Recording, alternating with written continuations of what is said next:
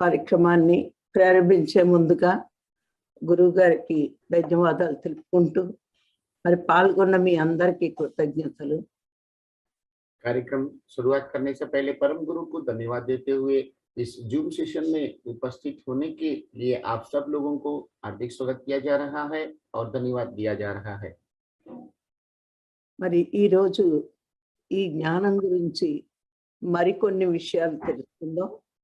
आज हम ये ज्ञान के बारे में कुछ और बातें यहाँ पे जानकारी प्राप्त करेंगे। మరి మానవుడు అంటే मानव का मतलब శరీరము, మనసు, ఆత్మ। शरीर, मन और आत्मा। ఈ ఆత్మ శరీరాన్ని ధరించుతుంది।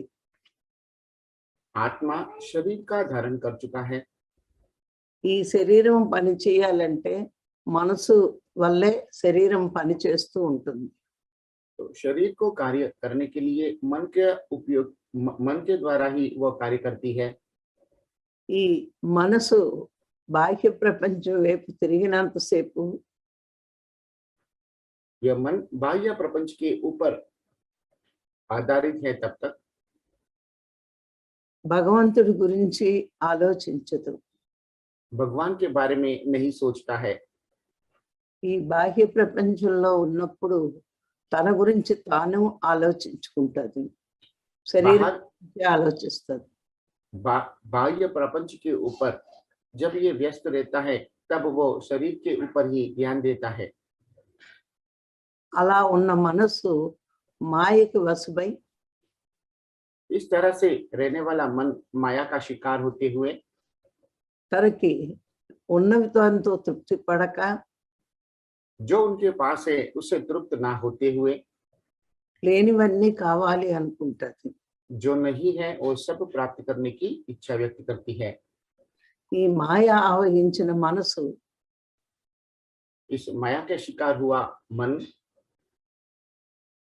మొట్టమొదట ఎక్కువ కోరికలు కోరుతూ ఉంటది।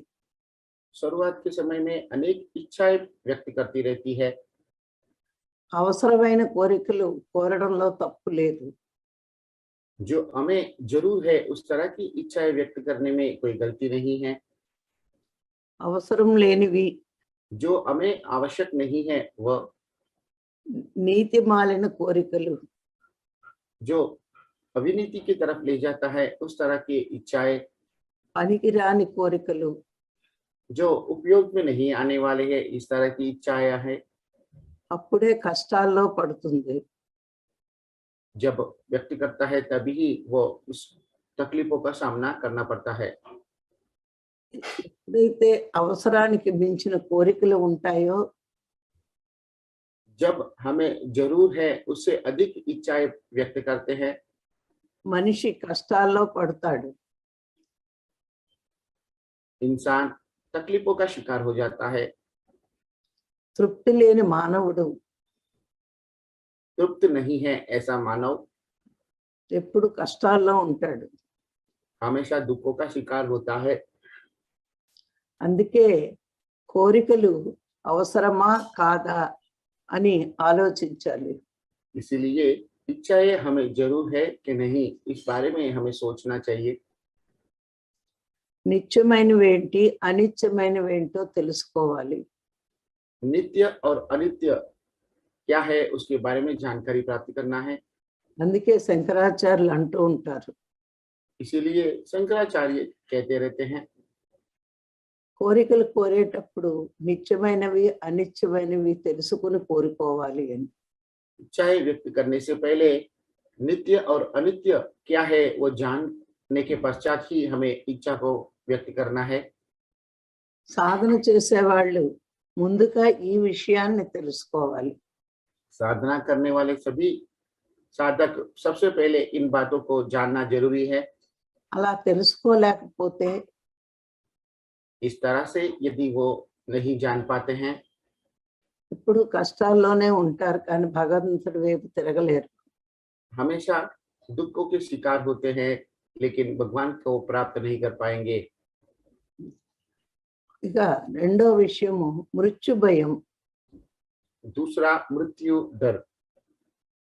ఎందుకంటే ఆత్మకి చావు లేదని చాలా మందికి తెలియదు. क्योंकि आत्मा का मृत्यु नहीं है, ये बहुत लोग नहीं जानते हैं। శరీరం నేను అనుకుంటున్నాము కాబట్టే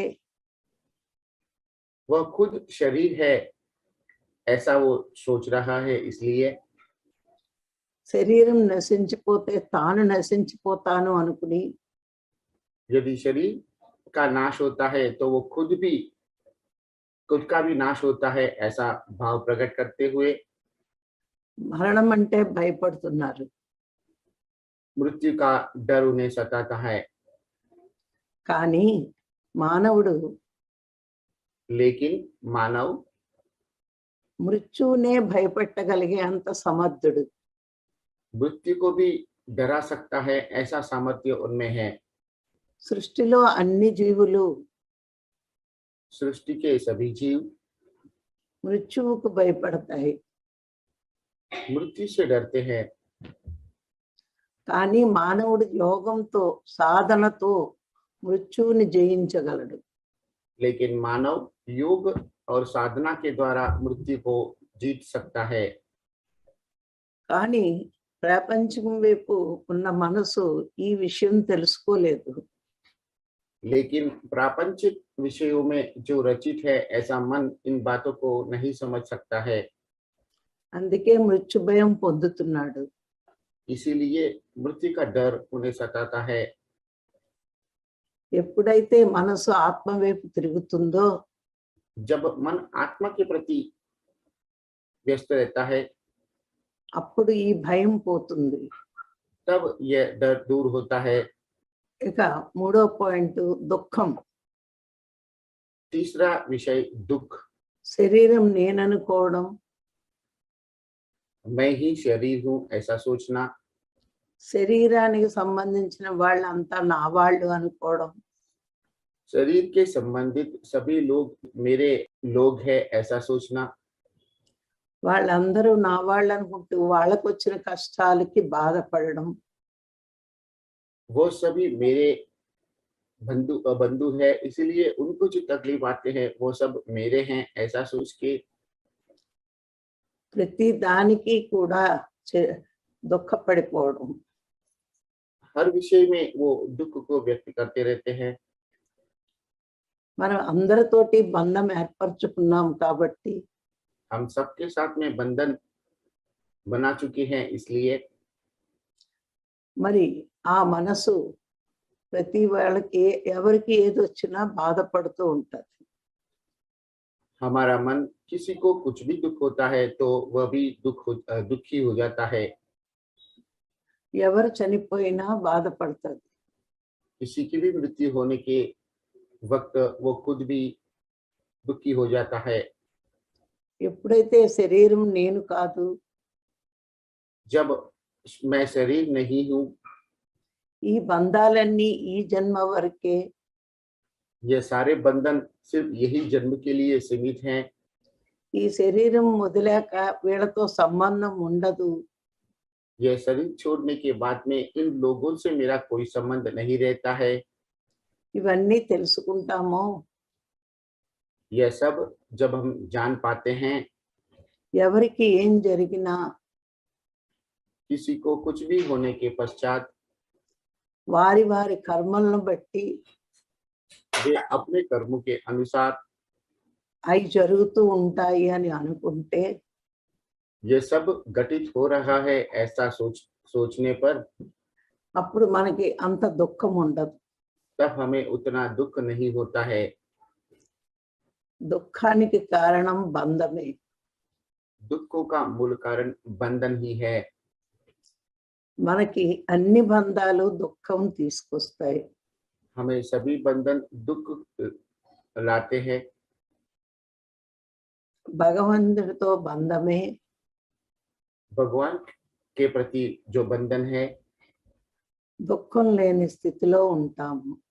दुख राहित की स्थिति में ही रखता है। అందుకే అందరూ इसलिए सब लोग భగవంతుడితో బంధం ఏర్పరచుకోవడానికి ప్రయత్నించాలి. भगवान के साथ में बंधन बनाने का प्रयत्न करते रहना चाहिए।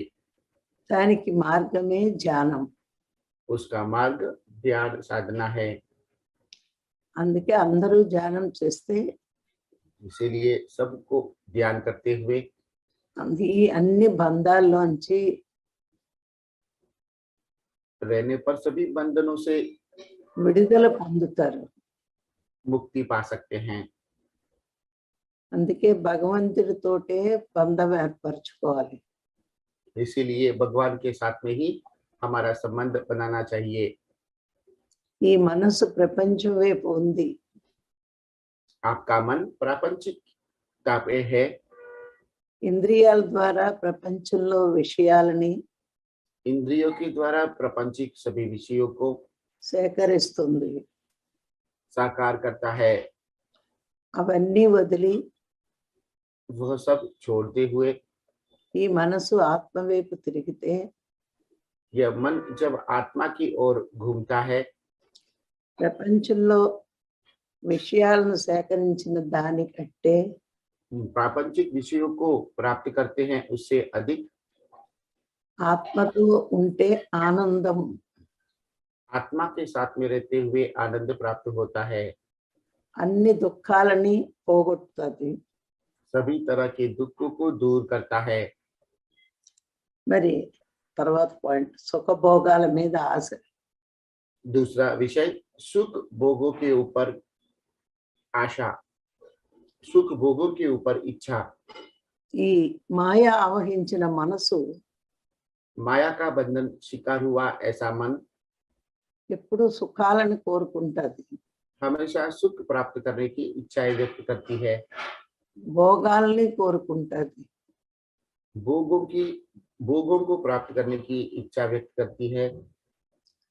ఆ సుఖాలు భోగాలు శాశ్వతం కావు. यह सुख और भोग शाश्वत नहीं है। కోరుకున్న ప్రతి సుఖం వెనుక जो हम मांग चुके हैं, यह सभी सुखों के पीछे, కోరుకున్న ప్రతి భోగం వెనకాతల हम जितने भोग मांग चुके हैं उनके पीछे దుఃఖమే ఉంటుంది. दुख ही रहता है। చూడండి, మంచి ఇల్లు కట్టుకుంటే సుఖంగా ఉండొచ్చు అనుకుంటారు. देखिए, जब हम एक अच्छा घर बनाते हैं तो हम सुख से रह सकते हैं, ऐसा सोचते हैं। కొన్ని రోజులు అయ్యాక कुछ दिनों के बाद మనమైనా ఇంటిని వదిలి వెళ్ళాలి. हमें उस घर को छोड़ के जाना होता है, లేకపోతే మన పిల్లలైనా ఆ ఇల్లు వాటా తీసుకుని మన పంపిస్తారు. अथवा हमारे संतान उसमें भाग लेकर हमें घर से मुक्त कर देते हैं, बाहर निकालते हैं। మరి పెద్ద కారు కొనుక్కుంటే సుఖంగా ఉంటాము, కంఫర్ట్ గా ఉంటాం అనుకుంటాం. बड़ा कार खरीदते हैं तो हमें सुखमय यात्रा कर सकते हैं, ऐसा सोचते हैं। మరి ఒక 5-6 ఏళ్ళు పోయాక लेकिन 5 से 7 साल बीतने के बाद కారు రిపేర్కి వచ్చినప్పుడు जब कार में रिपेयरिंग आता है ఆ ప్రయాణం సుఖంగా సాగదు. तो वो प्रयाण सुखमय नहीं रहता है। అందుకని సుఖము భోగము శాశ్వతమైన ఆనందాన్ని ఇవ్వలేవు. इसलिए सुख और भोग शाश्वत आनंद नहीं दे सकते हैं। భగవంతుడితో బంధమే శాశ్వత ఆనందం. भगवान के साथ में जो बंधन है, संबंध है, वही शाश्वत आनंद है। ఎంతసేపు ప్రపంచం వైపు మనసు ఉంటుందో जब तक प्रापंचिक विषयों के प्रति मन रहता है, కోరికలన్నీ, सभी इच्छाएं, సుఖాలు, सभी सुख, ఆనందాలు, భోగాలు आनंद और भोग, ఇవన్నీ తాత్కాలికమే. यह सब तात्कालिक ही है। ఎందుకంటే ఫస్ట్ మనసు ఎప్పుడు ప్రపంచంనే చూస్తుంది ఇంద్రియాల ద్వారా. क्योंकि पहले इंद्रियों के द्वारा मन प्रपंच को ही देखता है అదే శాశ్వతం అనుకుంటుంది. और यही शाश्वत है, ऐसा वो मानता है। ప్రపంచంలో మానవులంతా దాని వెనకాతలే పరిగెడుతున్నారు. दुनिया में सभी इंसान उसके पीछे ही दौड़ते रहते हैं। ఎన్నో జన్మలు ఆ సుఖం ఆ భోగం కోసమే పుణ్యకర్మలు చేస్తారు. अनेक जन्मों तक यही सुख और यही भोग प्राप्त करने के लिए कर्म करते रहते हैं। చేసి చేసి ఆ అన్నీ కూడా తృప్తినివ్వలేదని इस तरह के कार्य करते करते यह सब भी हमें तृप्ति नहीं दे पाएंगे, ऐसा मानकर ఏదో ఒక జన్మలో कोई एक जन्म में అసంతృప్తి బయలుదేరుతుంది. असंतृप्ति वो महसूस करते हैं। అప్పుడు ఏదో ఉంది, ఇంకో ఏదో ఏదో కావాలి అనిపిస్తుంది. तब हम सोचते हैं कुछ और है जो मुझे प्राप्त करना है। అప్పుడు మనం ధ్యానం దగ్గరికి వస్తాం. तब हम ध्यान के प्रति आकर्षित होते हैं। అప్పుడు మనకు అర్థమవుతుంది तब हमें ये समझ में आता है ఈ శరీరం శాశ్వతం కాదు, ये शरीर शाश्वत नहीं है, ఈ ఇంద్రియాలు శాశ్వతం కాదు, ये इंद्रिय शाश्वत नहीं है, ఈ మనసు శాశ్వతం కాదు. यह मन भी शाश्वत नहीं है। ఏదైతే ఇవన్నిటినీ నడిపిస్తుందో जो इन सभी को चलाता है ఈ ఆత్మే శాశ్వతం. वह आत्मा ही शाश्वत है। మరి మనసు బాహ్యంగా తిరగడం వల్ల अब मनुष्य बाह्य दृष्टि से बाहर ప్రపంచం వైపు తిరగడం వల్ల मन प्रपंच के विषय में घूमने की वजह से ఇవన్నీ సృష్టికర్త సృష్టించినవి. यह सब सृष्टिकर्ता द्वारा सृष्टि किया हुआ, వీటిలో తాత్కాలిక ఆనందం ఉంటుంది. इनमें तात्कालिक आनंद ही रहता है। మరి సృష్టికర్తనే తెలుసుకుంటే तो जब हम सृष्टिकर्ता को ही जान पाते हैं, శాశ్వత ఆనందం ఉంటుంది అని शाश्वत आनंद मिलेगा ऐसा सोचकर అని తెలుసుకుంటాం మనం. यह बात जान लेते हैं। అప్పుడు మనము ఈ శాశ్వత ఆనందం కోసం ప్రయత్నిస్తాం. तभी हम शाश्वत आनंद के बारे में सोचते हैं। ఈ సత్యం తెలుసుకోకుండా ధ్యానంలోకి వస్తే यह सत्य बात जाने बिना ध्यान में जब आते हैं, భగవంతుడి కోసం ప్రయత్నించరు, भगवान के लिए वो प्रयत्न नहीं करते हैं, భోగాల కోసమే ధ్యానం అనుకుంటారు. भोगों के लिए ही ध्यान है ऐसा सोचते हैं। భగవంతుడి కోసం ధ్యానం అనుకున్న వాళ్ళు ఆనందంగా ఉంటారు. भगवान के लिए ध्यान है ऐसा सोचने वाले ही आनंदित रहते हैं।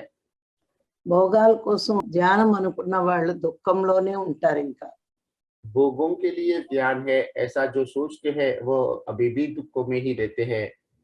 అందుకే భగవంతుడు భాగవతంలో ఇలా చెప్పాడు, इसलिए भगवान ने भागवत में यह बात कहा है, ఈ నేను సృష్టికి ముందు ఉన్నాను, मैं सृष्टि से पहले हूँ, ఇప్పుడు ఉన్నాను, अभी भी हूँ, సృష్టి తర్వాత ఉంటాను. सृष्टि के पश्चात भी रहूंगा। నా మాయ వల్ల मेरी माया की वजह से అందరూ సృష్టిని కోరుకుంటారు. सब लोग सृष्टि को प्राप्त करने की इच्छा व्यक्त करते हैं। ఎవరైతే जो लोग మాయని జయించి माया को जीत के మరి నన్ను కోరుకుంటారో मुझे जो मांगते हैं, వాళ్ళు శాశ్వతమైన ఆనందంలో ఉంటారు. वे ही शाश्वत आनंद में रह सकते हैं। నా మాయని జయించి నన్ను చేరుకునే మార్గం मेरी माया को जीत के मुझे प्राप्त करने का मार्ग ధ్యానం ఒక్కటే. ध्यान एक ही है। యోగం ద్వారానే నన్ను తెలుసుకోగలరు. योग के द्वारा ही मुझे जान सकते हो। అందుకే ప్రతి వాళ్ళు ప్రాపంచిక భోగాలు కోరుకుంటే इसीलिए सब लोग प्रापंचिक भोग को मांगते हैं, మాయలో ఉన్నట్టు. माया में ही रहते हैं ऐसा मानना है। మరి భగవంతుణ్ణి కోరుకుంటే अगर भगवान को मांगते हैं, अच्छा इच्छा व्यक्त करते हैं, మాయని జయించినట్టు माया को जीत कर। అందుకే ప్రతి వాళ్ళు మనం భోగాల్ని కోరుకున్నప్పుడు మాయలో ఉన్నామని భావించాలి. इसीलिए प्रापंचिक विषयों के प्रति जब इच्छा व्यक्त करते हैं तभी हम माया के शिकार हैं, ऐसा हमें सोचना चाहिए। భగవంతుణ్ణి కోరుకుంటే మాయని జయించాము అనుకోవాలి. भगवान को प्राप्त करने की इच्छा व्यक्त करते हैं तब हम माया को जीत चुके हैं, ऐसा मान सकते हैं। చాలా మంది అనుకుంటారు बहुत से लोग ये सोचते हैं మరి ధ్యానం చేస్తూ ఏమీ కోరుకోకుండా మరి మాకు ఎలా వస్తాయి అని. ध्यान करते हुए यदि कुछ भी नहीं मांगेंगे तो हमें कैसे प्राप्त होगा। భగవద్గీతలో కృష్ణ భగవానుడు చెప్పాడు, भगवत गीता में कृष्ण भगवान ने कहा है, అనన్యా చింతయంతో మాం ఏ జనా పర్యుపాషితే తేషాపి నిత్యాపి యుక్తానాం యోగక్షేమం మహామ్యహం. ఈ శ్లోకం ద్వారా ఏం చెప్పాడంటే అన్ని చింతలు వదిలి, इस श्लोक का तात्पर्य यह है, सभी तरह की चिंताओं को छोड़ते हुए నా మీదే చింత పెడితే मेरे ऊपर ही जो व्यक्ति चिंता करते हैं వాడి చింతలన్నీ उनके सभी चिंताओं को నేను తొలగిస్తాను. मैं दूर करता हूँ। అంటే మనము భగవంతుడి మీద దృష్టి పెడితే मतलब हम भगवान के ऊपर दृष्टि केंद्रित करते हैं, మన కష్టాలు, हमारे सभी दुख మనకి కావలసినవి और हमें जो चाहिए అవన్నీ కూడా భగవంతుడే చూసుకుంటాడు. वो सभी भगवान ही देखते हैं। అందుకే మీకు భాగవతంలో ఒక చిన్న ఉదాహరణ చెప్తాను. इसलिए भागवत की एक छोटा उदाहरण आपको बताया जा रहा है। ఈ కష్టాలన్నీ కూడా మనము చేసిన పాపకర్మలే. हमें जो दुख और तकलीफें आए हैं वो हमारे पाप कर्मों के आधारित ही है, మరి దానికి ఫలితం కొంతైనా అనుభవించాలి. तो उसके लिए थोड़ा बहुत फल तो हमें भोगना ही होता है। అనుభవిస్తూ భగవంతుణ్ణి మనం ఆశ్రయిస్తే కోరకుండానే కష్టాలు తొలగుతాయి. उन दुखों का सामना करते हुए यदि हम भगवान के आश्रय लेते हैं तब हमें पता ही नहीं होता है और हमारे दुख दूर हो जाते हैं। మీ అందరికీ శ్రీకృష్ణుడి ఫ్రెండ్ కుచేలుడు అందరికీ తెలుసు. आप सबको श्री कृष्ण के दोस्त कुचेल के बारे में पता है। చిన్నప్పుడు ఆశ్రమంలో ఇద్దరు కలిపి చదువుకున్నారు. बचपन में श्री कृष्ण और कुचेल दोनों मिलकर के पढ़ाई करते थे। ఒకరోజు గురువుగారి భార్య కట్టెలు తెమ్మని అడవికి పంపింది. एक बार गुरु जी के पत्नी उनको जंगल में लकड़ी लाने के लिए भेजते हैं। వాళ్ళకి దారిలో ఆకలేస్తుందేమో అని కొన్ని అటుకులు మూటగట్టి ఇచ్చింది. तो रास्ते में उनको भूख लगता है, इसीलिए उनको थोड़े से पोहा बांध कर देते हैं। కృష్ణుడికి నిద్ర వచ్చి కింద పడుకున్నాడు. तभी श्री कृष्ण को नींद आता है तो वो नीचे सो जाते हैं। అప్పుడు కుచేలుడు పక్కనే కూర్చుని అటుకులు తింటున్నాడు. तब कुचेल उनके समीप में बैठकर वो पोहा खाते हैं। అవి కృష్ణుడికి కూడా ఇవ్వాలి అనే ఆలోచన లేదు. वो कृष्ण को भी देना है यह बात उनको पता नहीं होता है। ఆ తింటుంటే శబ్దానికి కృష్ణుడు లేచి ఏం చేస్తున్నావు అని అడిగాడు. वो खाते हुए जो आवाज आता है उस आवाज से नींद से जागकर श्री कृष्ण उनको पूछते हैं क्या कर रहे हैं। నేనేం చెయ్యట్లేదు, ఊరికే కూర్చున్నాను అంటాడు. तब वो प्रत्युत्तर देते हैं मैं कुछ भी नहीं कर रहा हूँ, ऐसे ही बैठा हूँ। మరి నీ నోట్లో శబ్దం వస్తుంది ఏంటి అని అడుగుతాడు. तब वो पूछते हैं आपके मुंह से कुछ आवाज आ रहा है, वो क्या है। అప్పుడు ఊరికే ఆకులు శబ్దం అవుతున్నాయి అని అబద్ధం చెప్తాడు. तभी वो कहते हैं कि पत्तों की आवाज है, ऐसा वो झूठ बोलते हैं। కొంతసేపు అయ్యాక కృష్ణుడికి మెలకు వచ్చింది, ఇద్దరు ఆశ్రమానికి వచ్చారు. थोड़े समय के पश्चात श्री कृष्ण जाग जाते हैं, फिर बाद में वो दोनों आश्रम पहुंच जाते हैं। మరి చదువులు అయిపోయి ఎవరింటికి వాళ్ళు వెళ్ళిపోయారు. फिर उनकी शिक्षा पूरी हो जाती है, सभी अपने अपने घर पहुंच जाते हैं। మరి కుచేలుడికి పెళ్లి చేసుకున్న దగ్గర నుంచి చాలా దరిద్రం అనుభవించాల్సి వచ్చింది. लेकिन ये कुचेल जब से शादी कर चुके हैं तब से बहुत दुखों का सामना करना पड़ा है। మరి భార్య పిల్లల్ని పోషించుకోవడానికి కూడా డబ్బు లేదు. तो पत्नी और बच्चों का पोषण करने के लिए भी पर्याप्त धन उनके पास नहीं होता है। అప్పుడు భార్య, మీ స్నేహితుడు కృష్ణుడు గొప్పవాడు కదా, ఆయన దగ్గరికి వెళ్తే तभी पत्नी उन्हें बताते हैं, आपके दोस्त श्री कृष्ण भगवान बहुत महान है, धनवान है, उनके पास यदि आप जाकर మీరు వెళ్ళండి, ఏదైనా సాయం చేస్తారు అని आप जाकर उनसे मांगेंगे तो वो आपको कुछ मदद करेंगे, ऐसा बोलकर మరి గొప్పవాళ్ళ దగ్గరికి వెళ్ళేటప్పుడు పుట్టి చేతులతో వెళ్ళరు కదా. तो महान व्यक्ति को मिलने जाते हैं तो खाली हाथ हम नहीं जाते हैं। మరి కొన్ని అటుకులు మూట కట్టి ఇచ్చింది. तो वे भी थोड़े कुछ पौवे बांध कर उन्हें देते हैं। కుచేలుడు మరి కృష్ణుడి దగ్గరికి వెళ్ళాడు. तो कुचेल श्री कृष्ण भगवान के पास जाते हैं। మరి కృష్ణుడి దగ్గరికి బట్టలు తీసుకొచ్చారు. तो उनके जो सैनिक हैं उनको उनके पास लेके आते हैं। మరి కుచేలుడిని కృష్ణుడు సింహాసనం మీద కూర్చోబెట్టి तब कुचेल को श्री कृष्ण सिंहासन के ऊपर बिठाकर ఆయన తీసుకొచ్చిన అటుకుల మూట నా కోసం ఏం తెచ్చావు అని అటుకుల మూట విప్పుతాడు.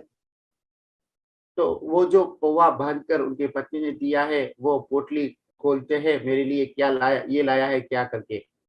ఒక 2 గుప్పిళ్ళు తింటాడు. तो वो 2 मुट्ठी भर वो पौवा खाते हैं। కానీ కుచేలుడు తన దారిద్ర్యాన్ని పోగొట్టమని అడగలేకపోయాడు. लेकिन वो कुचेल उनको जो दुख है, जो दरिद्र है, उसे दूर करने की इच्छा उनको उनके समक्ष व्यक्त नहीं कर पाए ఇంకేమీ అడగకుండానే ఇంటికి వచ్చేసాడు. और कुछ मांगे बिना ही वो घर पे आ जाते हैं। ఇంటికి వచ్చేటప్పటికి తన ఇంటి స్థానంలో పెద్ద ప్యాలెస్ ఉంది. जब तक वो घर पे पहुंच जाते हैं तो उनका जो घर था उसी जगह पे बहुत बड़ा महल बना हुआ रहता है। భార్య పిల్లలు ఒంటి నిండా నగలతో కళకళలాడుతున్నారు. पत्नी और बच्चों के शरीर के ऊपर कीमती जवेरात होते हैं, गहने होते हैं। మరి కుచేలుడు కృష్ణుడి దగ్గరికి వెళ్ళి ఏమీ అడగలేదు. तो कुचेल कृष्ण के पास जाकर कुछ भी नहीं मांगते हैं। మరి కుచేలుడి భావం గ్రహించే కృష్ణుడు ఇన్ని సంపదలను ఇచ్చాడు. तो कुचेल का भाव को देखते ही श्री कृष्ण भगवान ने उनको इतनी संपदाएं दिया है। మరి కుచేలుడు ఎందుకు దరిద్రం అనుభవించాల్సి వచ్చింది? तो कुचेल को ये दरिद्र क्यों अनुभव करना पड़ा? మరి కృష్ణుడి వాటా అటుకులు దొంగతనంగా తినేశాడు. जो श्री कृष्ण के बाग के जो पौवे थे वो चोरी करके उन्होंने खाया था। మరి అది పాపం కదా. तो वो पाप है ना, అందుకే దరిద్రం అనుభవించాల్సి వచ్చింది. इसीलिए उनको दरिद्र का शिकार होना पड़ा।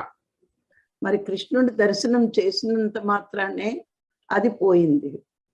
तो पुनः वो श्री कृष्ण का दर्शन करने के पश्चात ही उस दुख से वो मुक्त हो चुके हैं।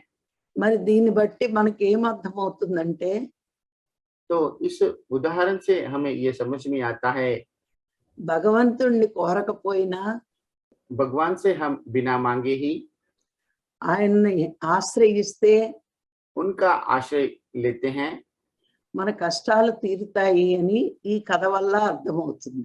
हमारे सभी दुख तकलीफ दूर होते हैं, वो इस कथा के द्वारा हमें समझ में आता है। అందుకే గీతలో కృష్ణ భగవానుడు ఆ శ్లోకం చెప్పాడు. इसीलिए गीता में कृष्ण भगवान ने यह श्लोक बताया है। మనం భగవంతుణ్ణి మర్చిపోయి మరి हम ప్రపంచాన్ని కోరుతున్నాం. हम यहाँ पे भगवान को भूलकर इस प्रपंच को मांगते हैं। మరి మనకు భోగాలు రావాలంటే కర్మని బట్టి వస్తాయి ప్రాపంచిక జీవితంలో. हम भोगों को प्राप्त करना चाहते हैं तो वो हमारे कर्मों के आधार ही इस प्रापंचिक दुनिया में प्राप्त होते हैं। మరి ఆధ్యాత్మిక జీవితంలో భగవంతుణ్ణి కోరుకుంటే అన్ని భోగాలు వస్తాయి. आध्यात्मिक जीवन में हम भगवान को मांगते हैं तो सभी तरह के भोग हमें प्राप्त होते हैं। ఈ రహస్యం ప్రాపంచిక జీవితంలో వాళ్ళకి తెలియదు. यह रहस्य प्रापंचिक जीवन में जो लोग हैं उनको नहीं पता है। విగ్రహానికి మొక్కితే వస్తాయి అనుకుంటారు. मूर्ति को प्रणाम करेंगे अथवा उनका पूजा करेंगे तो मिलेंगे ऐसा सोचते हैं। ఆ విగ్రహానికి మొక్కి భోగం కోరుకుంటారు.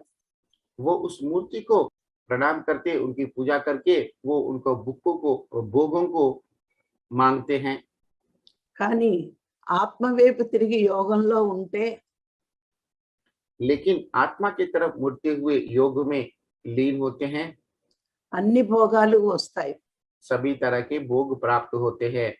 మరి అందుకే మహాత్ములందరూ యోగంలో ఉంటారు. इसीलिए सभी महात्मा योग में रहते हैं। ఏది కోరుకుంటే అది జరిగే శక్తి వాళ్ళకు ఉంటుంది. जो मांगते हैं वो होने की उसे साकार करने की शक्ति उनमें होता है। అందుకే మహర్షులు ఎప్పుడు యోగంలో ఉండి లోకానికి కావలసినవన్నీ సమకూరుస్తూ ఉంటారు. इसीलिए महर्षि गण हमेशा योग में रहते हुए दुनिया में जो लोग जो मांगते हैं, जो योग में है उनको ये सब चीज प्राप्त कराते हैं।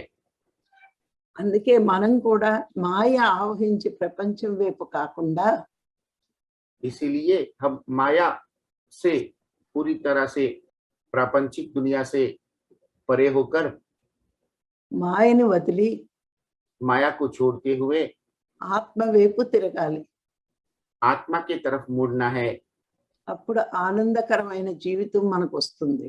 तभी आनंदित जीवन हमें प्राप्त हो सकता है। మరి ఈ విషయం అందరూ తెలుసుకుని ఆనందంగా జీవించగలగాలి. यह विषय सब लोगों को जानते हुए आनंदित जीवन जीने की प्रयत्न करना है।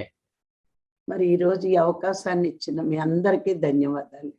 तो ये मौका देने के लिए आप सबको धन्यवाद दिया जा रहा है। Thank you madam. कुचेलुडु అంటే సుధామానే కదా? కాదు కాదు, వాడు వేరు. ఆయన వీరా? కుచేలుడు సుధాముడు వేరు. ఓకే, అయితే ఈ స్టోరీ సేమ్ బిఆర్ చోప్రా ప్రస్తుత మహాభారతంలో ఆయన సుధామ ఈ స్టోరీ చేసినట్లు చూపించారు. ఇదా ఇది కుచేలుడినే సుధామయుడు అన్నాడా? అవును మేడం, నేనైతే అలా చూశాను. మరి మన తెలుగు కథల్లో కుచేలుడనే ఉంటది. ఓకే ఓకే మేడం, నాకు సుధాముడు వేరు కుచేలుడు వేరు అనుకుంటున్నాను. కాదా అంటే కృష్ణుడు ముద్దు పేరు సుధామయ్య అని పిలుస్తాడేమో కుచేలుడిని. అంత క్లారిటీగా తెలియదు కరెక్ట్ గా. కుచేలుడనే చదివాను. Okay madam. అందుకే ఎవరైనా బేదరకుల్లో ఉంటే కుచేలుడిలా దరిద్రుడు ఈడు అంటారు. అయ్యుండొచ్చు, ఎందుకంటే కృష్ణుడు కొందరిని ముద్దు పేరుతో పిలుస్తాడు సుధామ అని. చాలా చోట్ల విన్నాను ఇది కూడా, సుధామ అనడం విన్నా. అంటే నార్త్ ఇండియన్ దాంట్లో సుధామ అని అంటారు. సుధామనే అంటారు. మళ్ళీ ఆయన కూడా ఇద్దరు ఒకటేనేమో, నాకు క్లారిటీగా తెలియదు. మన తెలుగు భాగవతంలో మాత్రం కుచేలుడనే రాస్తారు. Okay ma'am, thank you ma'am. సినిమాల్లో విన్నా సుధామ అని పిలవడం. Okay ma'am. అంత క్లారిటీగా తెలియదు. ఇంకా క్లారిటీ కావాలంటే మనం కొంచెం తిరగేయాలి పుస్తకాలు. ओके, तो मैं मैडम से पूछा, ये श्री कृष्ण का दोस्त कुचेल, हम देखते हैं हिंदी में कुछ बीआर चोपड़ा का वो महाभारत देखा है तो वहां पे सुदामा के रूप में उसे यह पात्र उन्होंने दिखाया था। तो उनके बीच में क्या अंतर है? तो कुचेल और ये दो भिन्न हैं अथवा उनके प्रति दो अलग अलग नामों से ये प्रचलित है?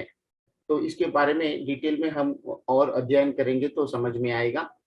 तो अभी यह सेशन यहाँ पे समाप्त हो चुका है। तो किसी को भी कोई संदेह है अथवा कोई सुझाव है तो जरूर वो अपना हाथ ऊंचा करके अपना अभिप्राय व्यक्त कर सकते हैं। नमस्ते गीता जी। नमस्ते सर।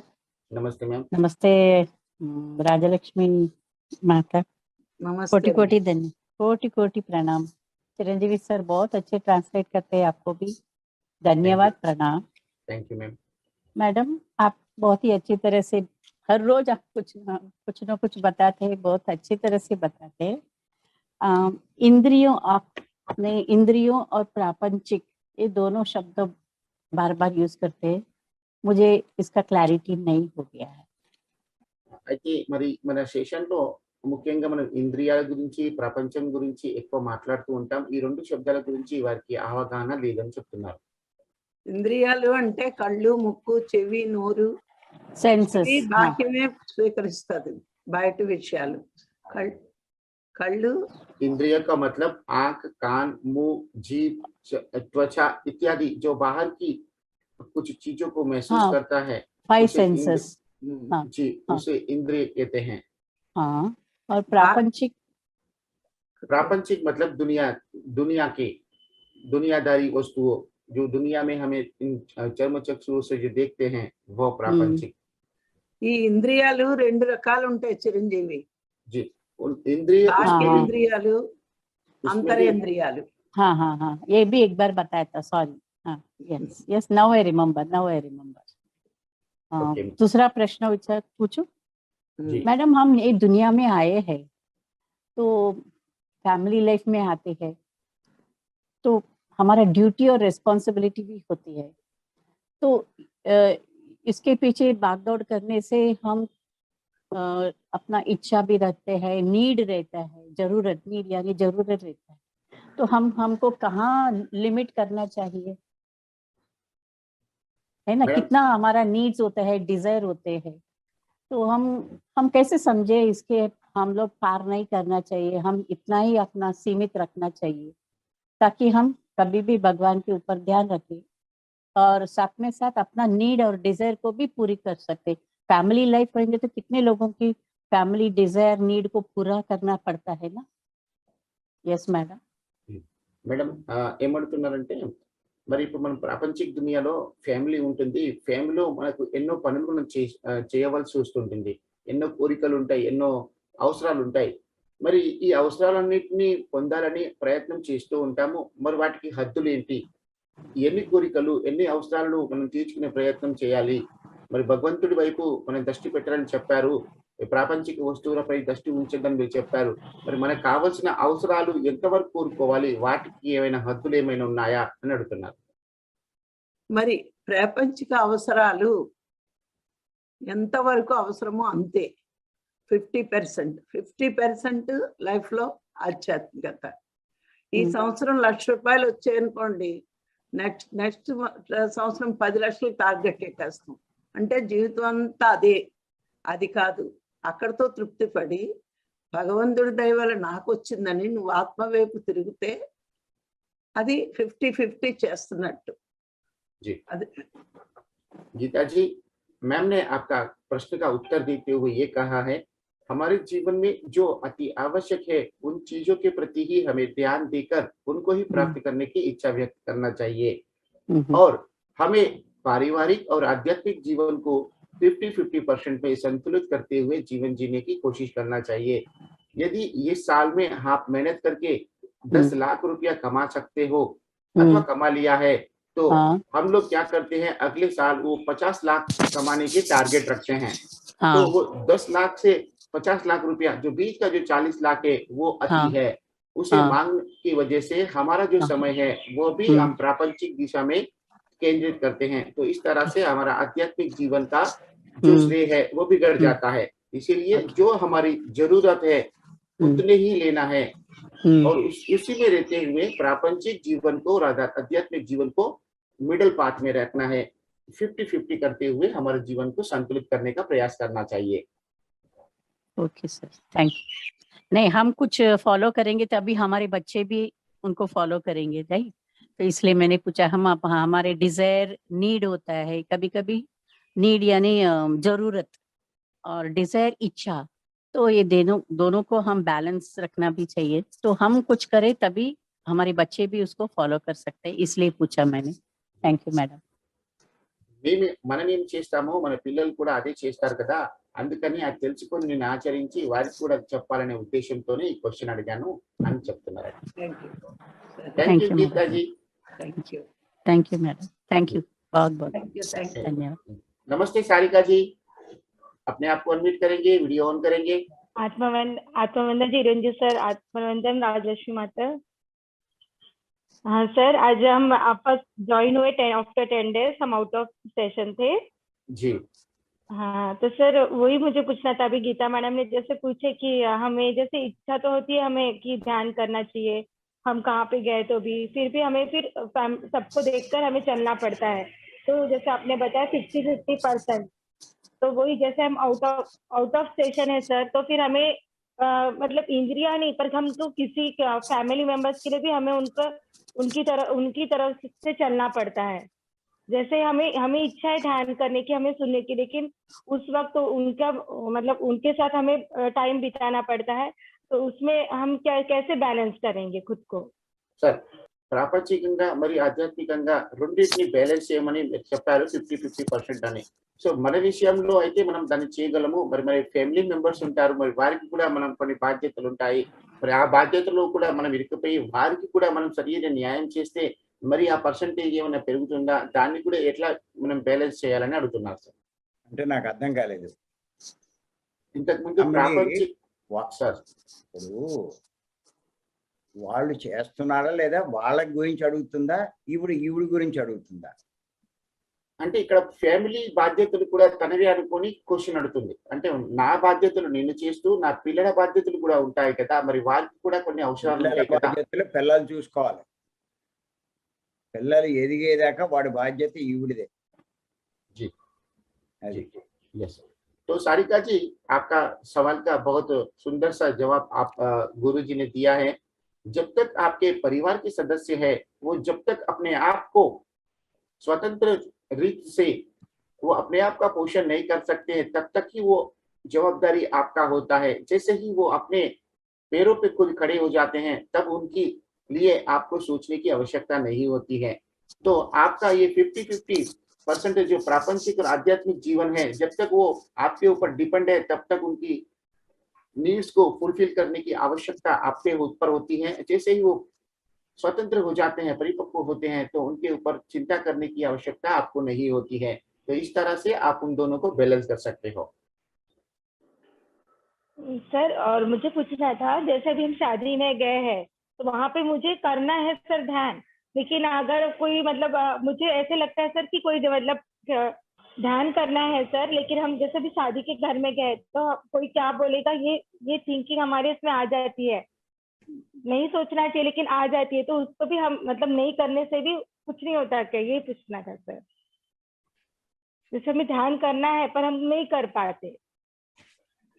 जी, మేడం ఏమడుతున్నారంటే ఇప్పుడు ఫర్ ఎగ్జాంపుల్ మేము పెళ్లికి వెళ్తున్నాం సార్, మరి అక్కడ పెళ్లికి వెళ్ళాము, అక్కడ కూడా మేము ధ్యానం చేయాలి, కానీ అక్కడ అందరి మధ్యలో కూర్చొని చేస్తే అది కొంచెం వేరే విధంగా ఉంటుంది, అక్కడ మేము ధ్యానం చేయలేకపోతున్నాము.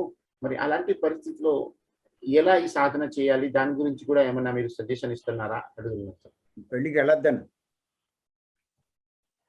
सारिका जी, हमें यदि संभव है उस जगह पे नहीं जाना चाहिए जो हमारी ध्यान साधना को सपोर्ट नहीं करता है, अथवा तो उस तरह के वातावरण में हम नहीं रह सकते. बेहतर है कि उस तरह के कार्यक्रमों को ही बंद करें. ध्यान साधना से जी घर के भी प्रोग्राम होने से सर, घर का प्रोग्राम अगर रहा तो कोई भी प्रोग्राम आत्म साधना ध्यान साधना से परे नहीं है. यदि उनके वजह से इनमें तकलीफ होती है, उनमें बाधा उत्पन्न होता है, तो उस कार्यक्रम को ही हमें छोड़ने का प्रयास करना चाहिए. ये गुरु जी का संदेश है. धन्यवाद सर, धन्यवाद. చేసుకున్న వాడికి చేసుకున్నంత మహాదేవ. जी, तेलुगु में एक कहावत है जिसके अंदर ये कहा गया है, जो जितना करेगा उसको उतना मिलेगा महादेवा, ऐसा कहते हैं. ఆవిడ కనుక సాధన చేసుకోకపోతే ఆవిడకి ముక్తి మోక్షం రాదు. तो आप साधना नहीं करोगे तो आपको मुक्ति मोक्ष नहीं मिलेगा, आपको वो कार्यक्रम एंजॉय करने का मजा जरूर मिलेगा जो तात्कालिक है. धन्यवाद सर, धन्यवाद. धन्यवाद राघव राव सर। तो इस तरह से आज का यह हिंदी सेशन यहाँ पे समाप्त होता है। इस सेशन में उपस्थित रहने के लिए सभी दिव्य आत्माओं का धन्यवाद। मिलते हैं कल सुबह के साइलेंस मेडिटेशन में और गुरु जी के संदेश के लिए। तब तक आप सबसे रजा लेते हैं। धन्यवाद। Thank you, thank you, thank you.